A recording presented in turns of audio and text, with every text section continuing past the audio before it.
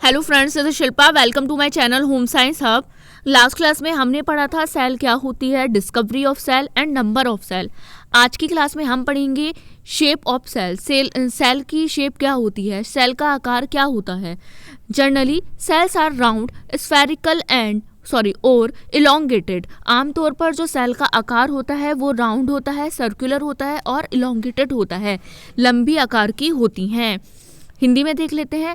आमतौर पर कोशिकाएं गोल, गोलाकार या लंबी होती हैं। Some cells are long and pointed at both ends. कुछ सेल कैसी होती हैं, लंबी होती हैं और अपने दोनों एंड से दोनों सिरों से पॉइंटेड होती हैं, नुकीली होती हैं। दे एक्सिबिट स्पिंडल शेप। वे किसकी तरह लगती हैं, स्पिंडल शेप की तरह दिखती हैं। हिंदी में देख लेते हैं। कुछ कोशिकाएं लंबी और दोनों सिरों पर नुकीली होती हैं। वे धुरी के आकार का प्रदर्शन करती हैं। वे स्पिंडल शेप की तरह दिखती हैं। आगे देख लेते हैं। Cells sometimes are quite long. कभी कभी कैसी होती है, सेल कुछ लंबी होती हैं। Some are branch like the nerve cell. कुछ कैसी होती हैं, शाखाओं की तरह, जिसकी शाखाएं फैली रहती हैं, नर्व सेल की तरह होती है। जो क्या काम करती हैं, रिसीव्स एंड ट्रांसफर मैसेज। जो क्या काम करती हैं, किसी मैसेज को रिसीव करती हैं और उसको ट्रांसफर करने का काम करती हैं। हिंदी में देख लेते हैं। कोशिकाएं कभी कभी काफ़ी लंबी होती हैं, क्वाइट लॉन्ग होती हैं। कुछ तंत्रिका कोशिकाएं नर्व सेल्स की तरह शाखाबद्ध होती हैं, फैली हुई होती हैं, जो संदेश प्राप्त करते हैं और स्थानांतरित करते हैं, जो मैसेज को रिसीव करते हैं और उसको ट्रांसफ़र करने का काम करती हैं, thereby helping to control and contribute the working of different parts of the body। जिनका क्या काम होता है, जो हमारी बॉडी के पार्ट्स होते हैं उनके कार्य को कंट्रोल करने का काम और उनमें कंट्रीब्यूट करने का काम करती हैं। हिंदी में देख लेते हैं। जिससे शरीर के विभिन्न हिस्सों के कामकाज को, हमारे बॉडी पार्ट्स हमारी बॉडी पार्ट्स के काम में को नियंत्रित करने, कंट्रोल करने और योगदान देने में मदद मिलती है, कंट्रीब्यूट करने में मदद मिलती है। आगे देख लेते हैं। Which part of the cell gives it shape. कोशिकाओं की आकार होता है वो कौन देता है, मतलब कोशिका का कौन सा भाग, कौन सा पार्ट इसे आकार देता है, इसे शेप देता है। देख लेते हैं। Components of the cell are enclosed in the membrane. जो कोशिका के तत्व होते हैं, कंपोनेंट्स होते हैं, वो किससे बंद होते हैं, मेम्ब्रेन से क्लोज्ड होते हैं, मेम्ब्रेन से बंद होते हैं, ढके रहते हैं। This membrane provides shape to the cell of plants and animal. जो ये मेम्ब्रेन होता है, यही हमारी प्लांट एंड एनिमल सेल को शेप प्रदान करता है। There are come common cell shapes and a bit more detail about them. कुछ सामान्य कोशिकाओं की शेप हैं, उनके बारे में हम थोड़ा डिटेल में पढ़ लेते हैं। नंबर 1 हमारी फर्स्ट नंबर पर आती है spherical cells. these are roughly spherical और राउंड इन शेप। ये कैसी होती है, अगर हम मोटे तौर पर लेते हैं या रफली लेते हैं तो स्पेरिकल और राउंड होती है, मतलब गोलाकार होती है, सर्कुलर होती है। हिंदी में देख लेते हैं। मोटे तौर पर गोलाकार या गोलाकार होती है। एग्जाम्पल में ले सकते हैं, जैसे red blood cell. Red blood cell लाल रक्त कोशिका which is small and biconcave. जो कैसी होती है, छोटी होती है और बाई कॉन्केव होती है। यहाँ बाई कॉन्केव से मतलब है जैसे जो अपने दोनों एंड से, जो अपने दोनों सिरों से थोड़ी मुड़ी हुई होती है, गोलाकार होती है। जैसे हम राउंड पत्थर, हम इसका एग्जांपल ले सकते हैं। कैसा होता है, जो अपने दोनों सिरों से मुड़ा हुआ होता है, उसको बाई कॉन्केव कहते हैं। Allowing it to efficiently transfer oxygen. जिसका क्या काम होता है, ऑक्सीजन को ट्रांसफ़र करने की अनुमति ये सेल देती है। हिंदी में देख लेते हैं उदाहरण। एक लाल रक्त कोशिका रेड ब्लड सेल जो छोटी और उभयलिंगी होती है, स्मॉल और बाइकॉन्केव होती है, जो इसे ऑक्सीजन को कुशलतापूर्वक स्थानांतरित करने की अनुमति देती है। देख लेते हैं एक डायग्राम के थ्रू, एक पिक्चर के थ्रू। ये सेल दिखने में ऐसी लगती है, रेड ब्लड सेल है ये। नेक्स्ट हम देख लेते हैं elongated cells. These are elongated and can be quite long. ये लंबी हो सकती है और काफ़ी लंबी भी हो सकती है। एग्जाम्पल मसल सेल, जैसे मसल सेल कैसी होती हैं, लंबी होती हैं। For instance are elongated to provide contractile force. ये क्यों लंबी होती हैं, जिससे इनमें कॉन्ट्रेक्टाइल फोर्स को ये प्रोवाइड कर सके, मतलब एक सुकड़न का जो बल होता है उसको प्रदान कर सके। While nerve cells have long extension, इस जबकि नर्व सेल इतनी लंबी क्यों होती हैं, जिससे वो axon and dendrites to transmit signals over long distance, जिससे वो लंबी दूरी पर लॉन्ग डिस्टेंस तक किसी सिग्नल को ट्रांसफ़र कर सकें। उदाहरण के लिए मांसपेशियों की कोशिकाएं सिकुड़न बल प्रदान करने के लिए लंबी होती हैं। मसल कोशिकाएं क्यों लंबी होती हैं, जिससे वे हमारा जो कॉन्ट्रैक्टाइल फोर्स है उसको प्रदान कर सकें, जबकि जो तंत्रिका कोशिकाएं होती हैं, नर्व सेल होती हैं, में लंबी दूरी तक सिग्नल संचारित करने के लिए लंबे विस्तार होते हैं। मतलब सिंपल लैंग्वेज में आप ये समझ सकते हैं कि जो हमारी नर्व सेल होती हैं वो लंबी क्यों होती है, उनके द्वारा लॉन्ग डिस्टेंस तक, लंबी दूरी तक किसी भी सिग्नल को ट्रांसफ़र किया जा सके, इसलिए वो लंबी होती हैं या फैली हुई होती हैं। आप एग्जाम्पल में देख सकते हैं, जैसे ये नर्व सेल हैं, ये अपनी एक शाखा के रूप में इधर उधर फैली रहती हैं, और ये मसल सेल है जो एक लंबी होती है। नेक्स्ट हम देख सकते हैं क्यूबॉइडल सेल्स। ये कैसी होती हैं, these are cube shaped cells. ये कैसी होती है, क्यूब शेप्ड होती हैं, घन के आकार की होती हैं, क्यूब बने होते हैं उसमें। Often found in epithelial tissue, ये किस में पाई जाती हैं, एपिथेलियल टिश्यू में पाई जाती हैं। Where they form a barrier और लाइनिंग, जहाँ ये क्या बनाती हैं, एक बैरियर बना देती हैं, एक परत बना देती हैं। हिंदी में देख लेते हैं, ये घन के आकार की कोशिकाएं होती हैं जो अक्सर उपकला कोशिक ऊतकों में पाई जाती हैं, एपिथेलियल टिश्यू में पाई जाती हैं, जहाँ वे क्या करते हैं, एक अवरोध या परत बनाती हैं, एक बैरियर को, एक परत को बनाने का काम क्यूबॉइडल सेल करती हैं।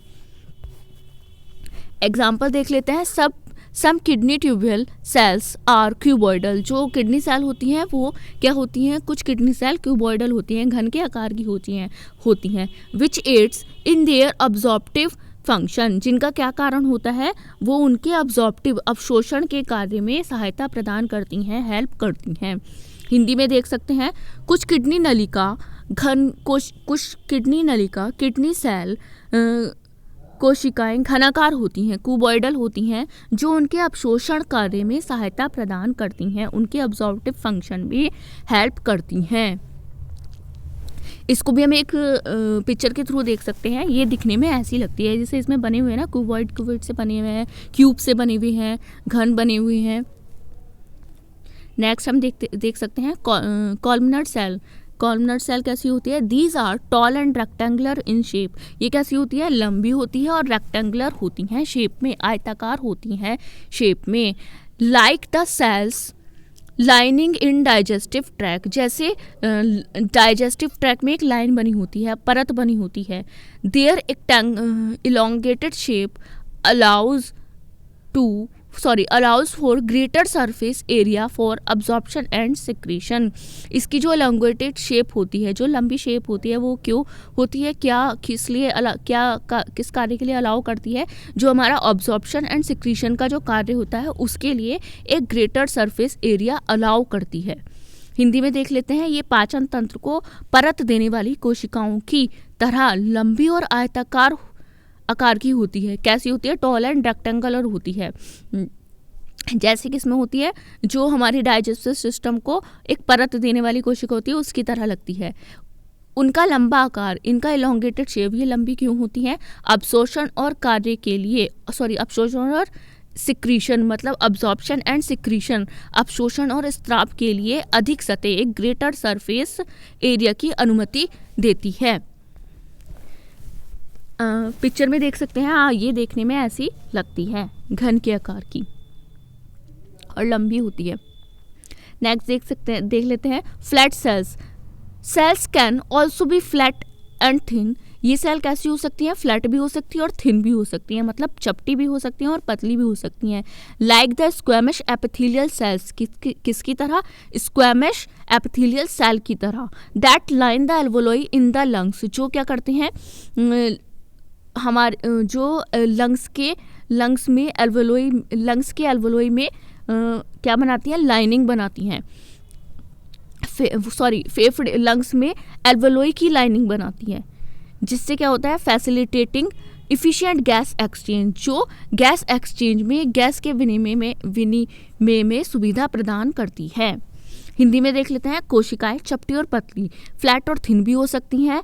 स्क्वैमिश एपिथेलियल कोशिकाओं की तरह, किसकी तरह, स्क्वैमिश एपिथेलियल कोशिकाओं की तरह, जो क्या करती हैं, जो फेफड़ों में एल्वियोलाई की रेखा बनाती है, जिससे कुशल गैस विनिमय, गैस एक्सचेंज की सुविधा मिलती है।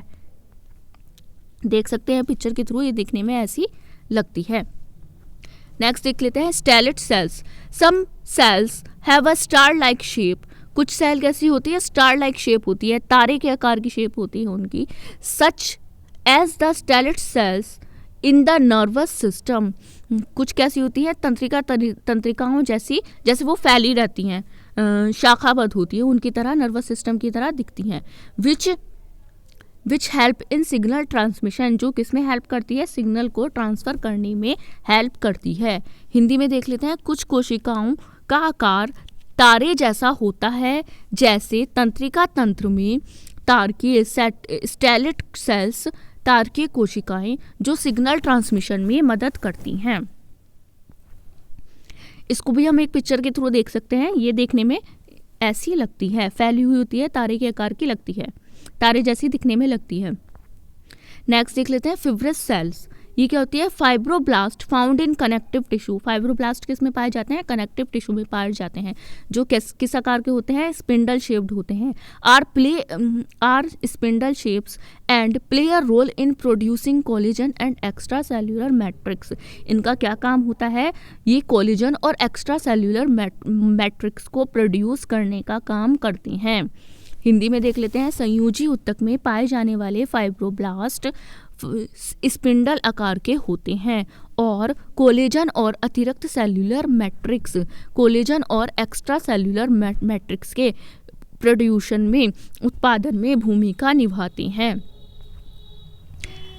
देख सकते हैं इसकी भी पिक्चर, ये देखने में ऐसी दिखती है। अब नेक्स्ट देख लेते हैं एमोवॉइड सेल्स। एमोवॉइड सेल्स क्या होती है, immune cells like white blood cells can change shape. ये क्या होती हैं, श्वेत रक्त कणिकाओं जैसे अपनी शेप को चेंज कर सकती हैं।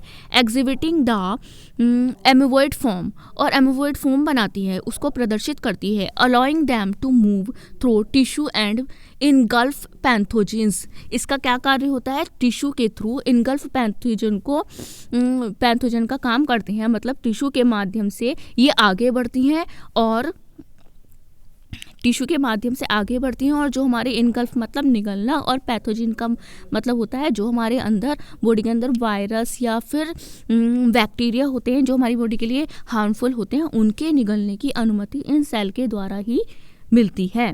हिंदी में देख लेते हैं, श्वेत रक्त कोशिकाओं जैसी प्रतिरक्षा कोशिकाएं आकार बदल सकती हैं, एमीवॉइड रूप प्रदर्शित कर सकती हैं, जो एमीवॉइड रूप प्रदर्शित करती हैं, जिससे उन्हें ऊतकों के माध्यम से, टिश्यू के थ्रू आगे बढ़ने और रोगजनक पैथोजेंस को निगलने में, इनगल्फ करने की अनुमति मिलती है।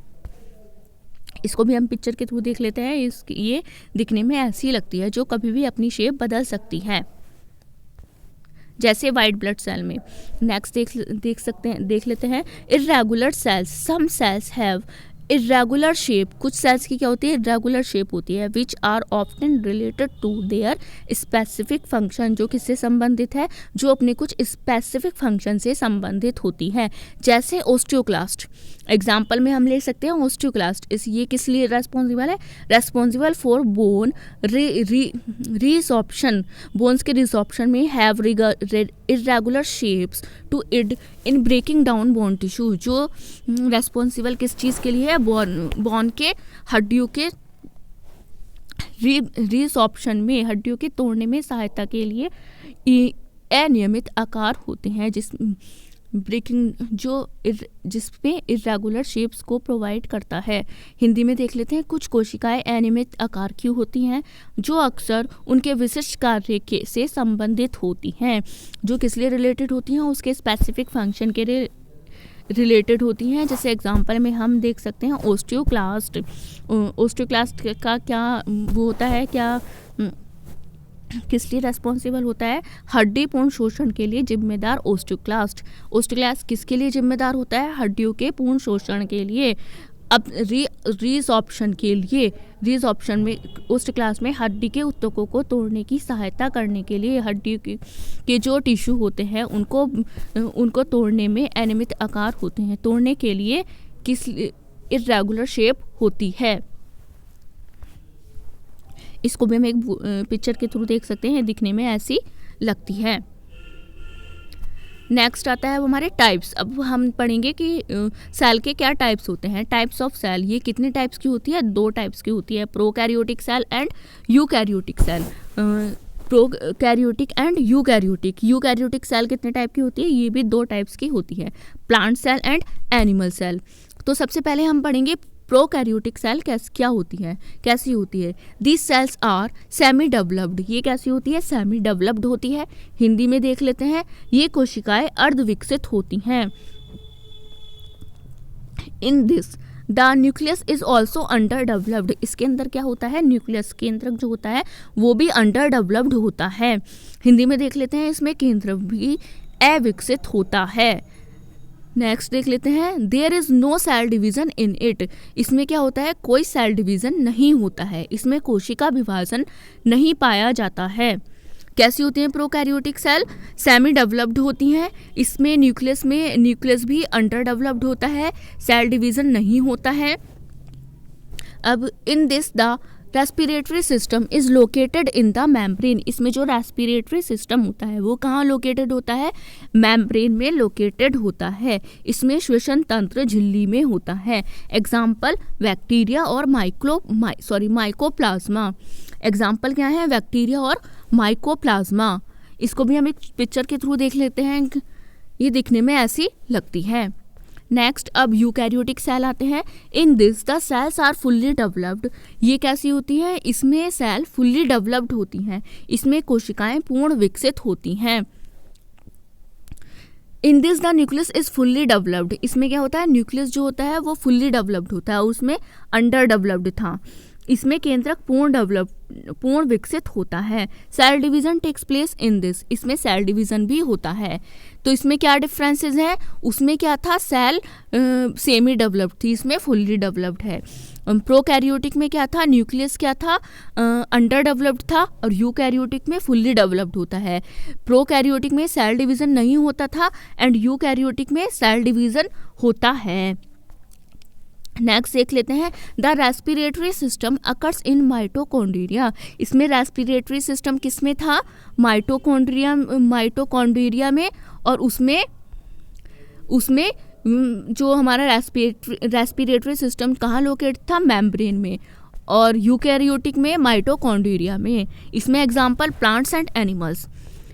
इसको भी हम एक पिक्चर के थ्रू देख लेते हैं, दिखने में ऐसी लगती है।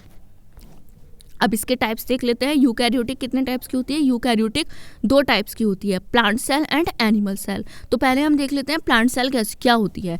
Plant cells are eukaryotic cells. Plant cell क्या है, यूकैरियोटिक सेल्स है, that form the basic structure and functional unit of plants. जो क्या करती है, प्लांट के basic structure and functional unit को बनाती है। हिंदी में देख लेते हैं, पादप कोशिकाएं यूकैरियोटिक कोशिकाएं हैं। प्लांट सेल यूकैरियोटिक सेल है जो प्लांट्स की, जो पौधों की बुनियादी संरचनात्मक और कार्यात्मक basic structural and functional unit को बनाती है। नेक्स्ट देख लेते हैं, इट शेप्स इज स्क्वायर। इसका आकार कैसा होता है, इसकी शेप कैसी होती है, स्क्वायर होती है, चौकोर होती है, इसका आकार चौकोर होता है।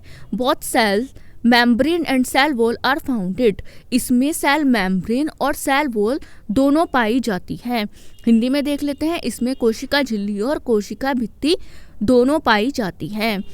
नेक्स्ट देख लेते हैं, cell wall is found cell wall is found in only in plant cell. Cell wall किस में पाई जाती है? बस सेल वॉल प्लांट सेल में ही पाई जाती है। हिंदी में देख लेते हैं, कोशिका भित्ति सेल वॉल केवल प्लांट सेल में पाई जाती है। समझ आया? ये क्या करती है? प्लांट की स्ट्रक्चर और बेसिक यूनिट को स्ट्रक्चर एंड फंक्शनल यूनिट को बनाने का काम करती है। इसकी शेप कैसी होती है? स्क्वायर होती है। इसमें सेल मेम्ब्रेन और सेल वॉल दोनों पाई जाती हैं, और सेल वॉल जो होता है वो बस केवल ओनली प्लांट सेल में ही पाई जाती है। इसको भी हम पिक्चर के थ्रू देख लेते हैं, दिखने में ऐसी लगती है। अब नेक्स्ट देख लेते हैं एनिमल सेल। एनिमल सेल क्या होती है? Animal cell are eukaryotic cell, यह भी यूकैरियोटिक सेल है, that make up the tissue and organ of animal. ये क्या करती है? एनिमल के टिश्यू और ऑर्गन का निर्माण करती है।